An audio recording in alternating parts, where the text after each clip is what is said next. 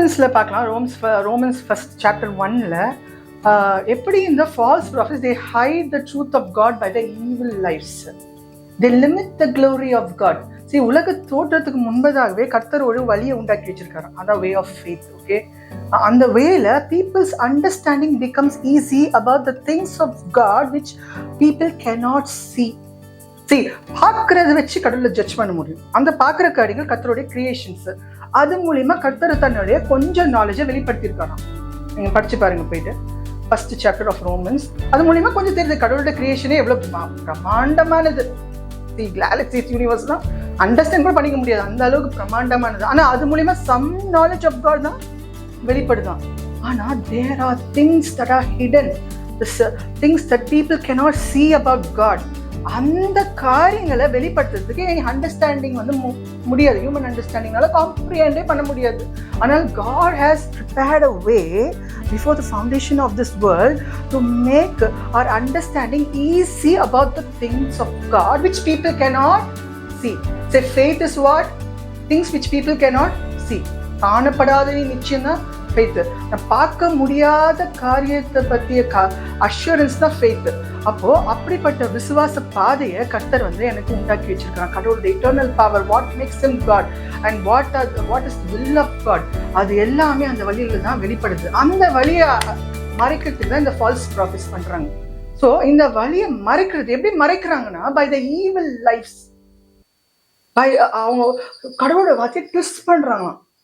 எப்படி சாத்தா வந்து பாத்தீங்கன்னா ஃபுல்லா ஏவாளுக்கு ஸ்டார்டிங்ல இருந்தே லைஃப் சொல்ல.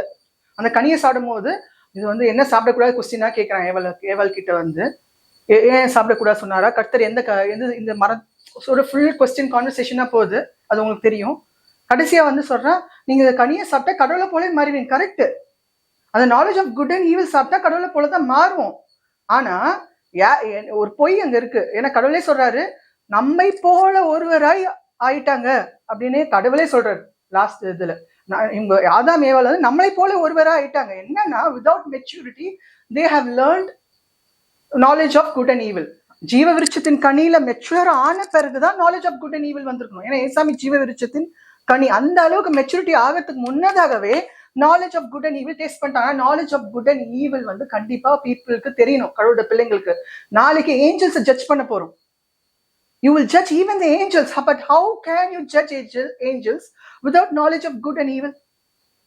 See, ஏவாள் பண்ண தப்பு என்ன தெரியுமா? காலத்துக்கு முன்பதாக பண்ண தப்பு தான். கடவுள் prohibit பண்ணார்னா, there is a time to taste the tree of knowledge of good and evil, and moreover they are already in the image and likeness of God, image of God. அப்போ இன்னும் ஜீவ விருட்சத்தின் கனியை சாப்பிட சாப்பிட சாப்பிட தான் they become in the likeness of God. ஏன்னா கடவுள் படைக்கும் போது மனுஷனை வந்து இமேஜ்ல தான் படிச்சாரு, நாட் இன் த லைக்னஸ். நீங்க நல்லா போய் படிச்சு பாருங்க, not in the image and likeness of God. ஆனா God created human being in his image on the 6th day. ஆனா ஜீவ விருட்சத்தின் கனி என்னன்னா, ஏசாமியை ரெப்ரசென்ட் பண்ணுது. அதை சாப்பிட சாப்பிட சாப்பிட சாப்பிட நான் ஏசாமி போல மாறுறேன். I became already I in the image of God, now I become in his likeness. அப்படிப்பட்ட காரியத்தை வந்து நான் சாப்பிட்டுட்டு பிறகுதான் knowledge of good and evil தெரியணும் எனக்கு. Only when I have maturity. See, false prophets எப்படி ஏமாத்துறாங்க தெரியுமா? சேட்டன் ஆட்டம் தான். நம்ம மெச்சூர்டா ஜீவ விருட்சத்தின் கனி தான் நம்ம பைபிள் வார்த்தை.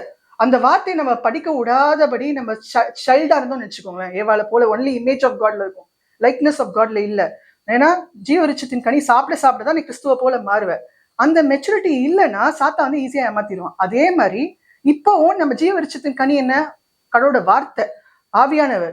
அவர் அந்த 2 வெளிச்சத்திலையும் கடவுளோட கொடுக்குற வெளிச்சத்திலையும் கடவுளோட வார்த்தையை படிக்கும் போது நம்ம ஜீவ விருட்சத்தின் கனியில வளரும், கனியை சாப்பிடுற மாதிரி. அப்ப ஃபால்ஸ் ப்ராஃபிட்ஸ் உங்களை ஏமாத்த முடியாது, ஏவாளை ஏமாத்துற மாதிரி. ஏன்னா you are in the image and likeness. See, likeness is very much important. சும்மா இமேஜ்ல இருக்கிறது இல்ல, likeness is the perfect person. அப்ப கடவுளோட இமேஜ்ல மட்டும் இல்ல, கடவுளோட லைக்னஸ்ல இருக்கிற மனுஷனை யாரும் ஏமாத்த முடியாது. அப்போ ஏவாளோட பிரச்சனை என்னன்னா, she was not in the maturity of Christ, though she was in the image. though Adam and Eve வந்து இமேஜ்ல create பண்ணப்பட்டாலும் they were not in the likeness. அதனால ஜீவ விருட்சத்தின் கனியை நடுவுல வச்சார். ஆனா இவங்க என்ன பண்ணிட்டாங்க, மெச்சூரிட்டி அடையறதுக்கு முன்னதாக நாலேஜ் ஆஃப் குட் அண்ட் ஈவிலுக்கு போயிட்டாங்க. அதே மாதிரிதான் ஃபால்ஸ் ப்ராஃபிட்ஸ் என்ன பண்றாங்கன்னா, இந்த சேட்டன் என்ன பண்ணா, நீ கடவுளை போல மாறிடுவ அப்படின்னு சொன்னது ட்ரூத்து. ஆனா என்னன்னா அவன் ஜீவ விருட்சத்தின் கனியை வந்து சாப்பிட விடாம டிஸ்ஒபே பண்ண வச்சுட்டான். அதனால ஜீவ விருட்சத்தின் கனியை விட்டே வெளியே போக வேண்டாம், அது கார்டன் விட்டு வெளியே போக வேண்டாம் ஆயிடுச்சு. அப்போ ஒரு லைனால Satan can hide the full truth. அதனால தான் நிறைய ஃபால்ஸ் ப்ராஃபிட்ஸ் நிறைய வசனம் சொல்லுவாங்க, உண்மையாட்டமே இருக்கும், கடைசியா எங்க போய் எண்ட் ஆவாங்க தெரியுமா? வேர்ல்ட்லி ஹோப்ல போய் எண்ட் ஆவாங்க. அவங்க சொன்ன எல்லா பியூட்டிஃபுல் வசனமும், அவ்வளோ அழகா விவரிச்சுட்டு வந்த வசனமும் கடைசியா எங்க போய் முடியும்னா வேர்ல்ட்லி ஹோப்ல போய் முடியும், உங்களோட லைவ்ல போய் முடியும். சி வேர்ல்ட்லி ஹோப்ல மேல உன் விசுவாசத்தை வச்ச ஒரு மெசேஜ் வந்து, ஒரு மெசேஜோட முடிவுல, see it may be a good news of God or anything, ஒரு மெசேஜ் முடிஞ்ச பிறகு உன்னோட விசுவாசம் வந்து வேர்ல்ட்லி ஹோப் மேல இருந்துச்சுன்னா, வெக்க தூண்டினாங்கன்னா, அந்த message is not from God. See அதனால சொல்றாரு, இந்த ஃபால்ஸ் ப்ராஃபிட்ஸ் எப்படி நம்ம குட் நியூஸை பவர்லெஸ் ஆக்குறாங்க. எப்படி குட் நியூஸை பவர்லெஸ் ஆக்க முடியும்? Good news has come so பவர்ஃபுல்லா வந்திருக்கு. ஆனா உன் விசுவாசத்தை குறைச்சிட்டா குட் நியூஸோட பவரை குறைச்சிடலாம். அதான் சொல்றான், விசுவாசம் இல்லாமல் நற்செய்தியை கேட்டபடியால் அந்த நற்செய்தி அவர்களுக்கு பிரயோஜனப்படவில்லை. அப்போ நற்செய்தி, இப்போ ஒரு பியூட்டிஃபுல் திங் இருக்கு, கடவுளோட காரியம் காம்ப்ரிஹெண்ட் பண்ண முடியாத ஒரு குட் நியூஸ் இருக்கு, அதுக்கேற்ற விசுவாச கண்கள் வரணும். உன் விசுவாசத்தை குறைச்சிட்டா குட் நியூஸை நீ குறைக்கணும்னு தெரியல, உன் விசுவாசம் வந்து குட் நியூஸோட மகிமையை தானாவே குறைச்சிடும். ஆனா குட் நியூஸ் வந்து சூப்பர் பவர்ஃபுல். இந்த ஃபால்ஸ் ப்ராஃபிட்ஸோட கேரக்டர்ஸ் என்னன்னா, they preach the good news by persuasive human words, not with the words taught by Holy Spirit. Good news எப்படி நம்ம ப்ரீச் பண்ணோம்? With the words taught by Holy Spirit. ஆனா இவங்க good news எப்படி preach பண்றாங்க தெரியுமா? By their own persuasive words. எதுக்கு அவங்க ஓன் பர்சுவேசிவ் வேர்ட்ஸ் யூஸ் பண்றாங்க தெரியுமா குட் நியூஸுக்கு? அதனால டிஃப்ரெண்ட் ஜீசஸ் ப்ரொஜெக்ட் ஆறாரு. சி ஜீசஸ் வந்து டிஃப்ரெண்டா ப்ரொஜெக்ட் பண்ற எந்த காரியமோ, அதாவது பவுல் சொல்றாரு, நானோ இல்ல ஒரு தூதனோ குட் நியூஸை புரட்டினாலோ இல்லைன்னா டிஃப்ரெண்ட் ஜீசஸை காமிச்சாலோ நாங்க அவங்க சபிக்கப்படணும் அப்படின்னு பவுலுக்கே கோவம் வருது. நானே தப்பான ஏசாமியை காமிச்சா, தப்பான சுவிசேஷத்தை சொன்னா நான் சபிக்கப்பட்டவன். இல்லைன்னா ஒரு ஏஞ்சல் வந்து தப்பா சொல்றதுன்னா சபிக்கப்பட்டது. குட் நியூஸோட மகிமையை குறைக்கிற இது வந்து கடவுளுக்கு கோபமான காரியம். See, they use the false prophets. என்ன பண்றாங்க தெரியுமா? அவங்க வந்து எப்படி தெரியுமா கடவுள் சித்தத்தை வந்து மறைக்கிறாங்க, குட் நியூஸோட மகிமையை குறைக்கிறாங்க. குட் நியூஸோட மகிமை எப்படி குறைக்க முடியும்? பை அதோட அந்த ஸ்டாண்டர்டுக்கு ஏற்ற வார்த்தைகளை யூஸ் பண்றது இல்லை. ஒரு பொருளோட மகிமைன்னா அதுக்கேற்ற ஸ்டாண்டர்டோட வார்த்தைகள், அந்த ஸ்டாண்டர்டோட வார்த்தைகள் தேவை. அது வந்து நீ ஒரு தப்பான அண்டர்ஸ்டாண்டிங்ல, தப்பான பர்சுவேசிவ் வேர்ட்ஸ்ல அந்த குட் நியூஸை ப்ரீச் பண்ணும் போது அந்த குட் நியூஸோட you make the good news powerless. சும்மா உலகத்தர போல வாழ்ந்துட்டு போயிடும் நம்மளும். அந்த ஆசீர்வாதம், காரு, வீடு, பெரிய இது, நான் I am different from the வேர்ல்டுன்னு சொல்லிட்டு உலக ஆசீர்வாதத்தை காமிச்சு you want to prove that you are different from unbelievers because you heard the good news in a worldly way. Why they do? சரி, ஏன் அப்படி பண்றாங்க? பர்சுவேசிவ் வேர்ட்ஸ்ல டீச் பண்றாங்க குட் நியூஸ் தெரியுமா? You don't a reason to attract you. In the last days people find preachers who please them. தேடுவாங்க, ஐயோ எனக்கு ஏற்ற மாதிரி குட் நியூஸ் கொஞ்சம் வளைச்சி தெரிச்சு சொல்றவங்க ப்ரீச்சர்ஸ் யாராவது இருக்காங்களா? கேட்கறதுக்கு இனிமையா இருக்குல்ல, காதுல ஆசீர்வதிப்பார் கர்த்தர், உங்களுக்கு வீடை கொடுப்பார், காரை கொடுப்பார், ஜெட்டை கொடுப்பாரு, அதை கொடுப்பாரு, இதை கொடுப்பாரு, நீ உலகத்துக்கு சாட்சியா இருப்ப. என்னத்த உலகத்துல ஜெட்டு பறந்து என்ன சாட்சியா இருக்க போற? உன் நக்கிரியை கூட மக்கள் பார்த்து வந்து பெருசா நல்லவங்க சொல்லுவாங்க. ஆனா this not those who think they are right or the people judge people. மத்தவங்க சொல்ற ரைட், இவரோட நல்லவங்கன்னு சொல்றதுனால மட்டும் நீ நல்லவள ஆக போறது இல்லை. கடவுள் சொல்றாரு, the really good people are those whom God thinks is right. நானே என்ன நல்லவளா நினைச்சுக்கிறதுனால நான் நல்லவளாக போறது இல்ல பீப்புள் என்ன நல்லவங்க சொல்றதுனால நல்லவங்களாக போறது இல்ல. கடவுள் யார நல்லவங்க என்று முன் குறித்திருக்கிறாரோ அவங்க தான் நல்லவங்க. ஓகேயா? நம்மளா நல்லதுன்னு நினைச்சு பண்ற வழியும் நல்ல வழி கிடையாது. நம்ம நல்லவங்க நினைச்சுக்கிறதுனால, அதனால சாட்சியா இருக்கிறதெல்லாம் வந்து நான் பின்னாடி பார்க்கலாம் எந்த விதத்துல சாட்சியா இருக்கணும்னு. இந்த ஒரு வசனம் இருக்கு, மனுஷர்கள் முன்பதாக உங்க வெளிச்சம் பிரகாசிக்க கடவுது. அப்போ மனுஷர்கள் உங்கள் நற்கிரியை கண்டு பரலோகத்தில் இருக்கிற உன்னோட பிதாவை மகிமைப்படுத்துவாங்க, குளோரிஃபை பண்ணுவாங்க அப்படின்னு சொல்லியிருக்காங்க. அந்த வசனம் ஒரு பியூட்டிஃபுல் வசனம். அந்த வசனத்துக்கு வந்து இன்னும் டீப் ரெவலேஷன் தேவை. அது வந்து லேட்டர் செக்ஷன்ல will meditate only on that verse. அது ஒரு தப்பா புரிஞ்சிருக்காங்க.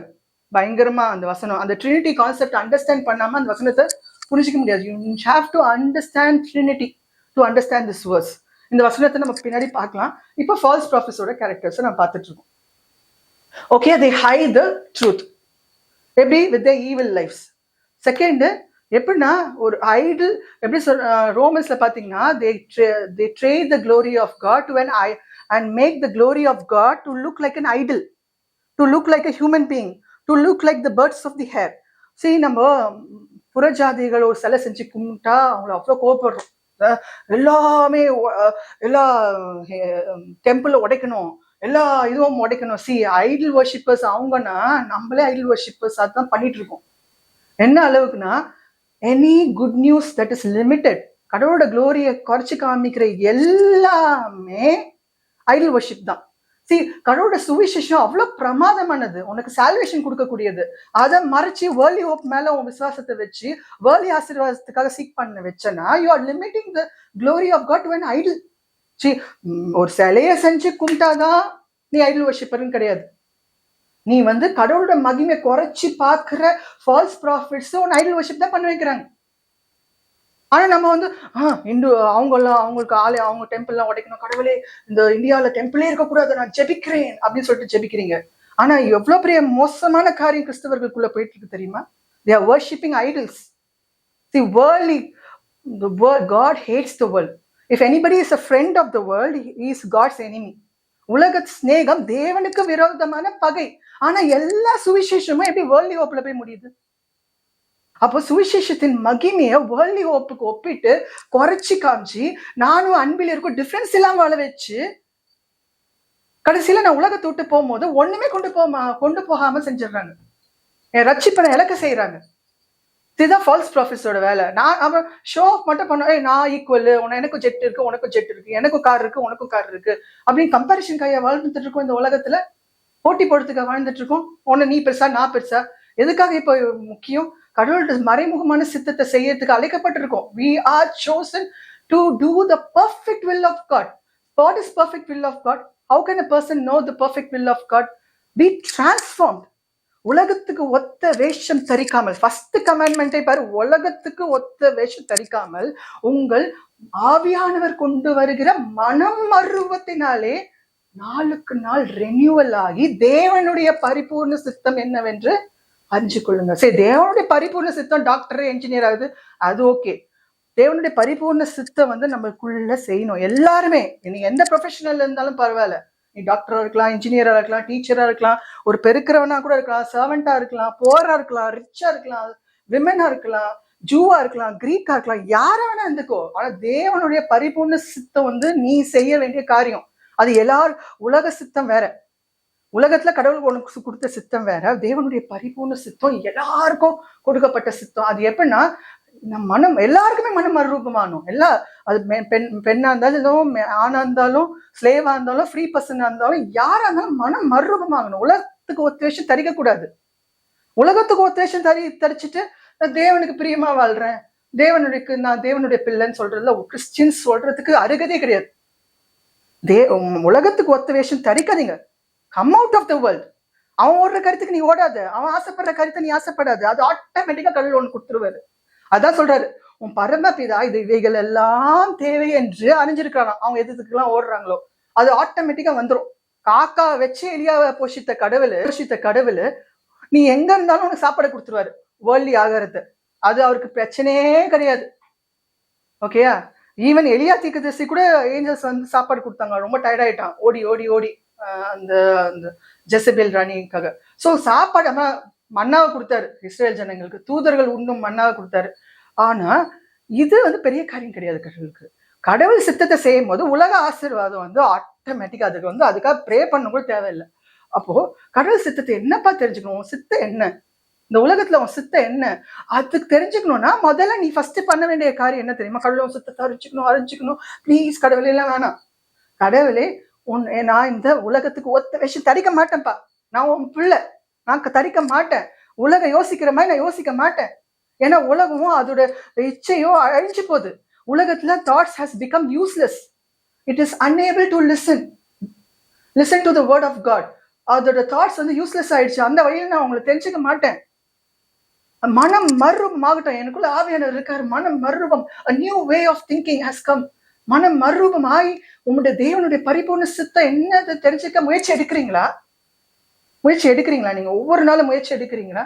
அந்த அளவுக்கு தான் உண்மையான கடவுளோட பிள்ளை தேவனுடைய சித்தம் அறிஞ்சுக்கணும்னு ஆசைப்படுவான். சரி, வேலையில நீ உண்மையா இருந்துக்கோ, அது வேற விஷயம். உன்னை டீச்சரா இருந்து உண்மையா இருந்துக்கோ, டாக்டரா இருந்து உண்மையா இருந்துக்கோ, அது ஓகே. பரிபூர்ண சித்தம் எல்லாருக்கும் கொடுக்காது, ஹிடன். நம்ம அதை பத்தி தான் போயிட்டு இருக்கு. பரிபூர்ண சித்தம் என்னன்னு நம்ம போயிட்டு இருக்கோம் இவ்வளவு நாளா. அப்போ பரிபூர்ண சித்தத்துக்கு நம்ம எப்படி நம்ம ஒப்படைக்கிறதுனா, ஃபால்ஸ் ப்ராஃபிட்ஸ் வந்து ஹைட் தி ட்ரூத்.